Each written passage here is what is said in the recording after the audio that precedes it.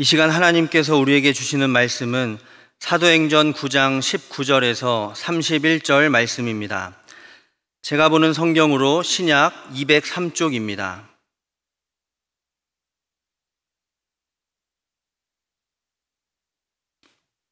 하나님의 말씀을 봉독하겠습니다. 음식을 먹음에 강건하여지니라. 사울이 다메섹에 있는 제자들과 함께 며칠 있을새 즉시로 각 회당에서 예수가 하나님의 아들이심을 전파하니 듣는 사람이 다 놀라 말하되 이 사람이 예루살렘에서 이 이름을 부르는 사람을 멸하려던 자가 아니냐. 여기 온 것도 그들을 결박하여 대제사장들에게 끌어가고자 함이 아니냐 하더라. 사울은 힘을 더 얻어 예수를 그리스도라 증언하여 다메섹에 사는 유대인들을 당혹하게 하니라. 여러 날이 지나매 유대인들이 사울 죽이기를 공모하더니 그 계교가 사울에게 알려지니라. 그들이 그를 죽이려고 밤낮으로 성문까지 지키거늘 그의 제자들이 밤에 사울을 광주리에 담아 성벽에서 달아내리니라. 사울이 예루살렘에 가서 제자들을 사귀고자 하나 다 두려워하여 그가 제자됨을 믿지 아니하니 바나바가 데리고 사도들에게 가서 그가 길에서 어떻게 주를 보았는지와 주께서 그에게 말씀하신 일과 다메섹에서 그가 어떻게 예수의 이름으로 담대히 말하였는지를 전하니라. 사울이 제자들과 함께 있어 예루살렘에 출입하며 또 주 예수의 이름으로 담대히 말하고 헬라파 유대인들과 함께 말하며 변론하니 그 사람들이 죽이려고 힘쓰거늘 형제들이 알고 가이사랴로 데리고 내려가서 다소로 보내니라. 그리하여 온 유대와 갈릴리와 사마리아 교회가 평안하여 든든히 서가고 주를 경외함과 성령의 위로로 진행하여 수가 더 많아지니라. 아멘. 강한 빛으로 보이시고 사울에게 왜 나를 박해하느냐고 물으신 예수님을 만난 사울은 놀라움 그 이상의 충격을 받았을 것입니다. 다메섹으로 가는 길에서 사울은 강한 빛을 본 것 때문인지 앞을 볼 수 없었고 다른 사람의 손에 이끌려 다메섹으로 들어갔습니다. 그곳에서 사흘 동안 앞을 보지도 못했고 음식을 먹지도 마시지도 않았습니다. 사울에게 변화가 일어난 거죠.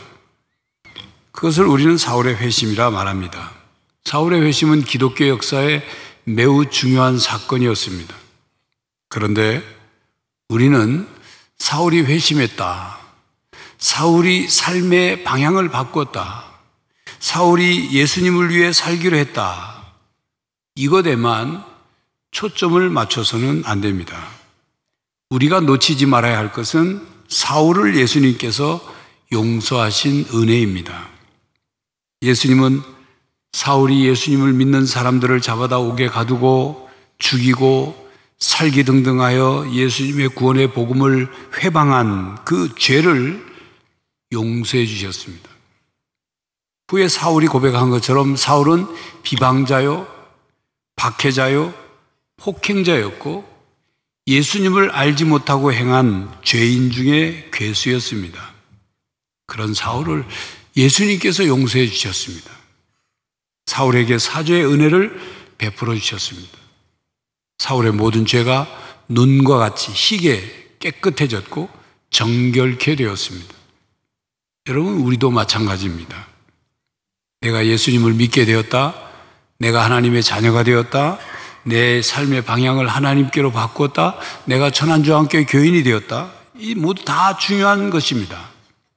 그러나 그보다 더 먼저 우리가 인정하고 감사해야 할 것은 하나님께서 나의 모든 죄를 용서해 주시는 은혜를 베풀어 주셨다는 것입니다. 그렇습니다. 예수님의 보혈이 나의 죄를 깨끗이 씻어주셨고 나를 구원해 주셨습니다.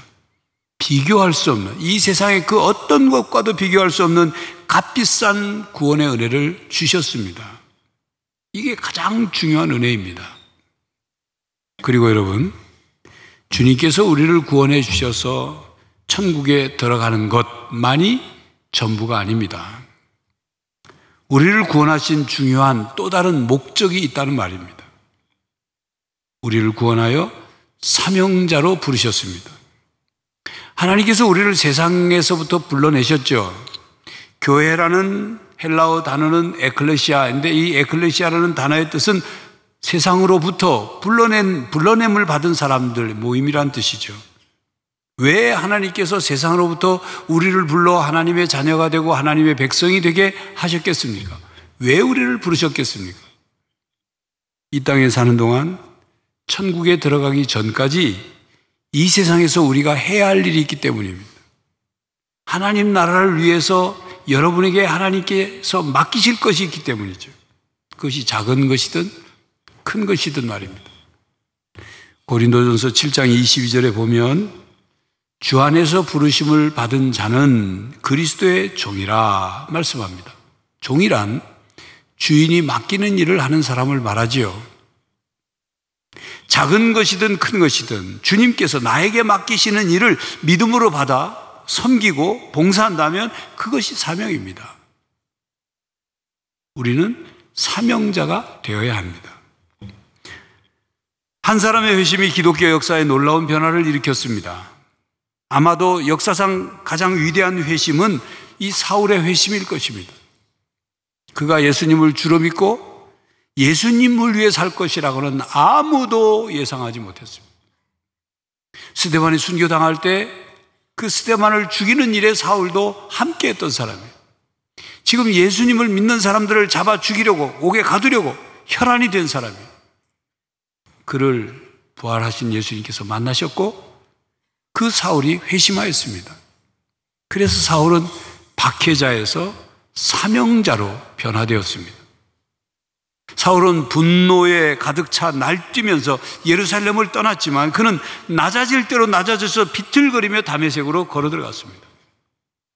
사울은 살기 등등한 눈빛으로 다메섹을 향해 출발했지만 그는 앞을 보지 못하는 눈으로 다메섹으로 들어갔습니다. 사울은 그리스도를 믿는 자를 붙잡으러 갔지만 결국 그는 그리스도께 붙잡힌 바 되었습니다. 사울은 그리스도의 부활의 메시지를 제거하려고 노력했지만 그는 그리스도의 부활의 메시지를 땅끝까지 전하는 사람이 되었습니다. 본문 23절과 29절을 보니까 사울은 핍박하는 자였지만 회심한 후에는 오히려 핍박을 당하는 자가 되었어요. 쫓던 자가 쫓기는 자가 된 것입니다. 사울은 자기가 믿는 종교적 신념에 따라 다른 사람들을 핍박하고 죽이는 살인자였지만 그는 사람을 살리고 영원한 생명을 얻도록 도와주는 사람, 생명의 복음을 전하는 사람이 되었습니다. 예수님을 만난 사울의 삶은 완전히 뒤바뀌었습니다. 예수님의 존재를 무시하고 예수님은 한낱 민중 선동가요, 거짓말장이요, 사기꾼이요, 이단의 교주 정도로 예수님을 취급했는데 이제 사울의 사고방식과 신앙체계는 완전히 180도로 뒤바뀌었습니다. 나사렛 예수는 그리스도시요 하나님의 아들이심을 믿고 전파하게 되었습니다.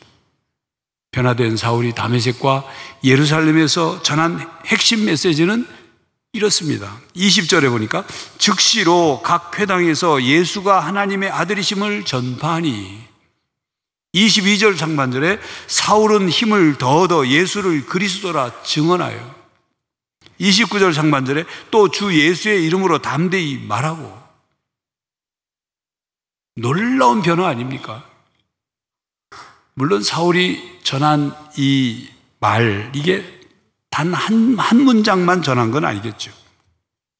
그 기록된 내용은 매우 중요한 내용을 담은 진리요 설교입니다. 그가 그토록 믿지 않았을 뿐만 아니라 그토록 믿는 자들을 박해하고 잡아가 죽이려고 했던 그 내용을 그가 전한 거예요. 예수님은 하나님의 아들이십니다. 예수님이 그리스도이십니다. 메시아 구원자이십니다. 구세주이십니다. 나는 그 주 예수의 이름으로 여러분에게 전하는 것입니다. 이렇게 외치고 있던 거죠. 이렇게 사울이 전하는 메시지는 정확했습니다. 뭐에 정확했느냐? 복음의 핵심, 그 복음의 핵심을 전한 거예요. 성도 여러분, 여러분도 예수님은 그리스도시요 살아계신 하나님의 아들이시며 나의 구원자이심을 믿고 고백하시기 바랍니다. 언제나 이 진리를 담대하게 전하는 증인이 되시기 바랍니다. 사울의 회심에 대해 다메섹에 사는 유대인들은 당혹해 되었다고 합니다. 그도 그럴 것이 핍박하고 잡으러 오는 길에 뒤바뀌었으니 이 사실인지 아닌지 확인하고 싶어지지 않았겠습니까? 여하튼 21절에 기록된 대로 놀라운 일이 아닐 수 없었습니다. 아나니아의 소개로 사울은 다메섹에 있는 제자들을 만났습니다. 그 자리가 얼마나 어색했을까요? 며칠 전까지만 해도 예수 믿는 사람들을 잡아다가 죽이겠다고 살기등등하며 다메섹으로 온 그가 바뀌었다고 하는데 그와 마주 앉은 그 제자들의 마음이 어땠을까요? 어떤 제자들은 사울의 회심을 믿었겠죠. 어떤 제자들은 사울을 향한 의심의 끈을 놓지 않았을 것입니다. 어떤 제자들은 저 사울이 회심했다는 것이 오히려 믿는 사람들을 더 많이 잡아가려고 거짓으로 위장해서 회심한 척 해가지고 무슨 잠복해서 잡아가는 것처럼 그런 게 아닌가 하는 경계심과 두려움의 끈을 놓지 않았을 것입니다. 그렇지만 결국 아나니아와 그 다메섹의 제자들은 사울을 받아주었습니다. 그들이 사울을 받아줬기 때문에 사울이 위대한 사도 바울이 될 수 있었던 거죠. 그래서 윌리엄 바클레이라는 유명한 주석학자는 다메섹의 제자들은 진정한 영웅들이다 그렇게 불렀습니다. 사울을 받아들이는 것에는 아나니아의 순종이 주요했습니다. 주님께서 주신 구체적인 명령을 따라 아나니아가 순종했고 사울의 변화를 도왔죠. 아나니아의 순종은 사울이 하나님의 위대한 구원의 드라마에 캐스팅되는 과정을 도운 것입니다. 사울의 새로운 삶을 이끌어 주었습니다. 이후로 아나니아는 사도행전에 더 이상 그 이름이 등장하지 않지만 결코 단역이 아니었습니다. 받은 사명을 감당했습니다. 하나님은 아나니아의 순종을 통해 일하셨습니다. 세계 교회사를 살펴보면 한 사람이 다른 한 사람에게 아나니아처럼 도와준 그런 사람들이 있습니다. 존 스타우피츠는 마르틴 루터를 그리스도께 인도하는 데 도움을 줬습니다. 후에 루터는 종교개혁가가 되었죠. 아주 작은 예배당에서 설교했던 존 에글렌 집사의 설교는 찰스 스펄전이 회심하는 도구가 되었습니다. 후에 스펄전은 영국의 유명한 설교가가 되었습니다. 주일학교 교사인 에드워드 킴벌은 신발가게 점원으로 있던 D.L. 무디의 영적인 멘토가 되었죠. 후에 무디는 유명한 미국의 부흥 전도자가 되었습니다. 순회 선교단의 부흥 집회에서 모데카이 햄의 설교를 들은 빌리 그레함은 자신의 삶을 그리스도께 드리기로 했죠. 후에 빌리 그레함이 어떤 분이었습니까? 세계적인 전도 부흥사였습니다. 이렇게 하나님께서 어떤 한 사람을 사용하여 다른 사람을 또는 수백만 명을 움직일 한 생명을 세우십니다. 그러니까 이걸 다르게 표현하면 하나님께서는 여러분을 사용하여 새로운 하나님의 사람을 세우기를 원하신다 그 말씀입니다. 그러므로 우리 교회 학교 교사가, 새가족 교사가, 구역에서는 구역장이 하나님의 목적을 위해 자신을 드릴 때 하나님께서 여러분을 사용하실 것입니다. 여러분이 하나님께 자신을 사용하도록 온전히 드릴 때 하나님께 붙잡힌 바 되어 또 한 사람의 하나님의 일꾼으로 세워질 것입니다. 다메섹에 있는 예수님의 제자들에게 사울을 소개하고 또 교제할 수 있도록 다리 역할을 한 사람이 아나니아라면 예루살렘에서는 바나바가 그 역할을 했습니다. 아나니아는 다메섹에서 예수님의 그 구체적인 지시를 받았고 용기를 내서 가서 안수하고 세를 베풀고 그랬죠. 그래서 사울에 대해서 구체적으로 그리고 적극적으로 모든 것을 알고 소개할 수 있었습니다. 그런데 바나바는 예루살렘에서 사울의 회심과 다메섹에서의 일들을 이야기로만 들었어요. 본인이 직접 가서 겪은 게 아니죠. 이야기로만 듣고 사울의 회심을 믿었습니다. 본문 26절 이하에 보면 사울이 예루살렘으로 갔을 때 그곳에 있는 예수님의 제자들이 사울과 사귀는 것을 다 두려워하였다 그럽니다. 그렇죠. 사울이 정말로 예수님의 제자가 되었는지 믿겨지지가 않았겠죠. 그런데 27절에 보면 바나바가 사울을 사도들에게 소개합니다. 바나바가 데리고 사도들에게 가서 그가 길에서 어떻게 주를 보았는지와 주께서 그에게 말씀하신 일과 다메섹에서 그가 어떻게 예수의 이름으로 담대히 말하였는지를 전하니라. 바나바는 사울이 다메섹으로 가는 길에 변화되었다, 회심했다는 소식을 듣고 큰 관심을 가졌을 것입니다. 바나바의 마음속에는 사울을 만나보고 싶은 생각이 있겠죠. 그가 어떻게 회심했는지, 어떻게 주님을 만났는지 궁금했지 않겠습니까? 만나보고 싶었겠죠. 근데 이게 상당히 위험한 생각이에요. 만약 사울이 위장으로 회심한 척하고 더 많은 믿는 자를 잡아들이고 박해하기 위한 위장 술책으로 그렇게 한 것이라면 바나바는 목숨을 내놓아야 하는 것이었습니다. 그렇지만 바나바는 성령의 인도하심과 성령께서 주시는 담대함을 가지고 사울을 만났고 주님이 사울에게 어떻게 나타나셨는지, 어떤 말씀을 하셨는지, 다메섹에서 사울이 예수님에 대해서 예수님의 이름을 어떻게 전했는지를 들었어요. 진정성 있는 사울의 말을 들었어요. 이 사울의 진정성은 마음을 열고 진심으로 다가가는 바나바의 마음에 신뢰를 갖게 했던 거죠. 그리고 그 당시 바나바는 바나바의 신앙과 인격이 예루살렘의 사도들에게 신뢰를 갖고 있는, 인정받고 있는 상태였습니다. 그러니 바나바가 사울에 대해서 증언하는 말을 듣는 사도들과 제자들이 신뢰를 할 수 있었던 거죠. 바나바가 사울을 위한 보증인이 된 것입니다. 이렇게 하나님은 바나바를 세워 사울을 사명자로 세우셨습니다. 하나님은 먼저 믿은 우리를 사용하여 사람을 세우시기를 원하십니다. 이것이 하나님께서 일하시는 방식입니다. 교회가 그래서 필요한 것입니다. 이와 같이 우리 교회도 처음 믿기로 한 새가족들을 영접하고 교육하는 새가족 교사는 아나니아와 같은 역할, 바나바와 같은 역할을 하는 분들이죠.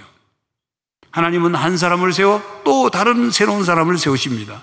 그렇게 한 사람을 세워 교회를 세우십니다.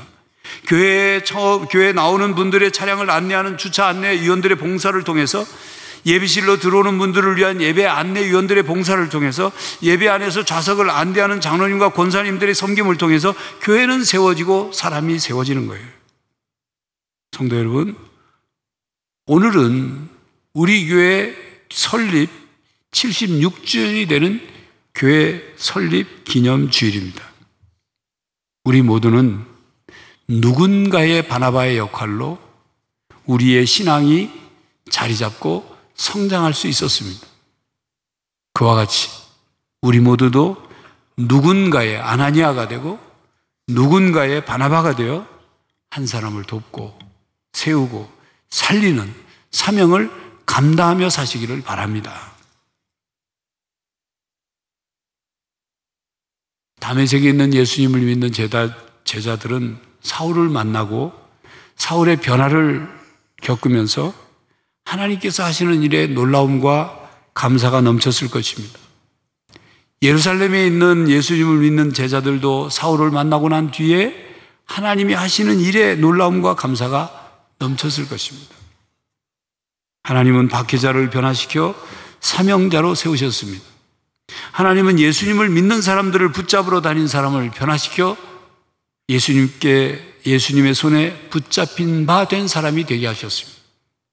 하나님은 예수님이 하나님의 아들이시고 구원자이시며 죽음을 이기고 부활하셨음을 전파하지 못하도록 입을 막으러 다닌 사람을 변화시켜 그의 입을 열어 그 메시지를 전하게 하셨습니다. 성령님이 역사하셨습니다. 그래서 아나니아가 사울에게 세례를 베풀고 성령님이 충만히 사울에게 임하셨습니다. 이렇게 행하시는 하나님의 역사를 통해 우리는 무엇을 깨달아야 할까요? 하나님, 다른 사람은 몰라도 그 사람은 아니에요. 결단코 그 사람은 예수 믿을 사람이 아니에요. 교회 나올 사람이 아닙니다. 그가 그렇게 회개할 리가 없습니다 라고 단정했던 그 사람을 하나님께서 변화시켜서 하나님의 일꾼으로 삼으시는 것을 보면서 우리는 무엇을 깨달아야 할까요? 하나님께서는 하나님의 방법으로 사람을 변화시키시는구나. 하나님은 별의별 사람을 다 부르시어 사용하시는구나. 하나님은 현재의 모습만 보는 것이 아니라 변화될 미래의 모습을 보고 사람을 선택하고 사람을 세우시는구나. 이걸 깨달아야 합니다. 그렇습니다. 아나니아와 다메섹의 제자들, 바나바와 예루살렘의 사도들과 제자들이 사울이 그렇게 변화할 수 있다는 것을 믿었듯이 하나님께서 사람을 변화시켜 사명자로 세우신다는 것을 받아들이고 믿었듯이 우리도 받아들이고 믿어야 합니다. 하나님의 능력과 하나님의 놀라운 섭리와 하나님의 은혜를 믿는다면 우리도 받아들이고 믿어야 합니다. 그리고 우리에게 역사하시는 하나님의 손길과 능력을 통해 우리 모두는 박해자에서 사명자가 되어야 합니다. 방관자에서 사명자가 되어야 합니다. 억지로 행하는 사람이 아니라 사명을 가지고 행하는 사람이 되어야 합니다. 아나니아처럼, 바나바처럼 각자가 받은 사명이 있습니다. 우리는 사명자로서 이 세상을 살아가야 합니다. 교회는 죄인이 예수님을 주로 믿어 구원을 받고 하나님의 백성이 된 사람들의 모임입니다. 교회는 죄인이 의인이 되게 하는 공동체입니다. 인생의 목적과 소망이 없던 사람을 인생의 목적을 발견하고 영원한 소망을 갖고 사는 사람으로 변화시키는 공동체입니다.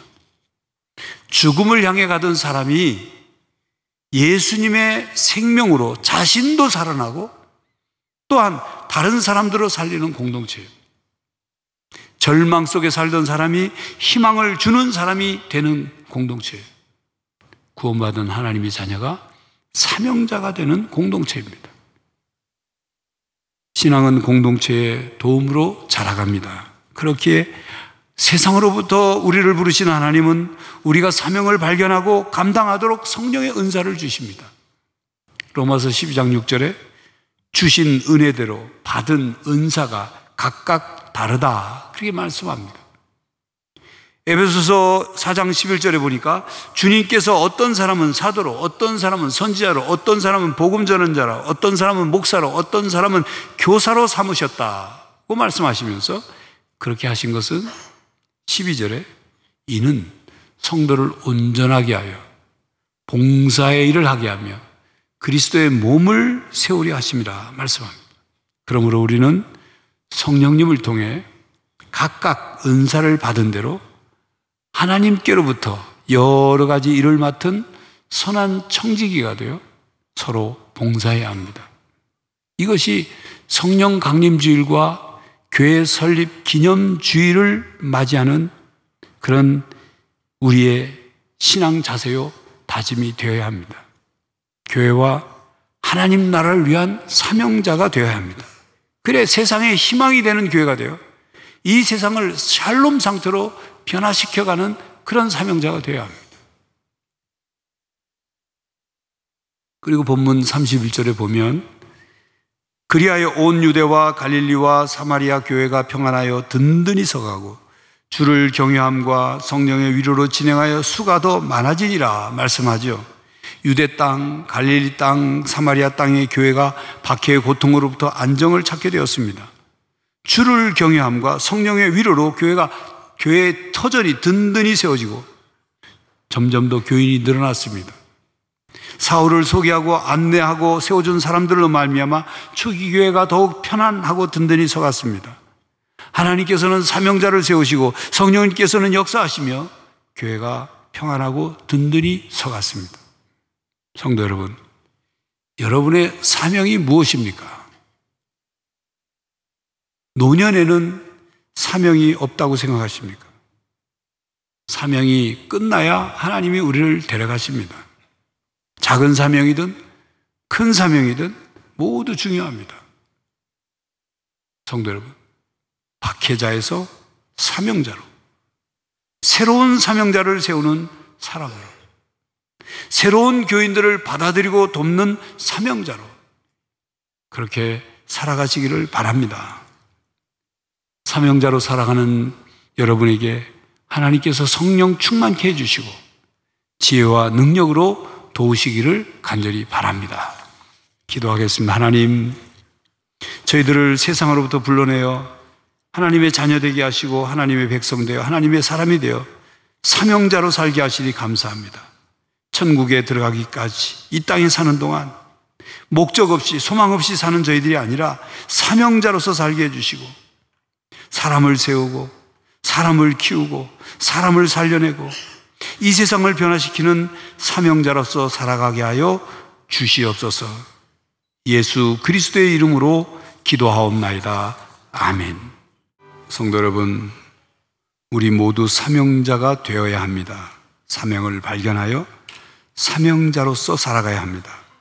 아나니아처럼 바나바처럼 다른 교인을 받아들이고 세워주는 성도로 살아가시기 바랍니다. 그리하여 교회가 더욱 든든히 서가기를 간절히 바랍니다.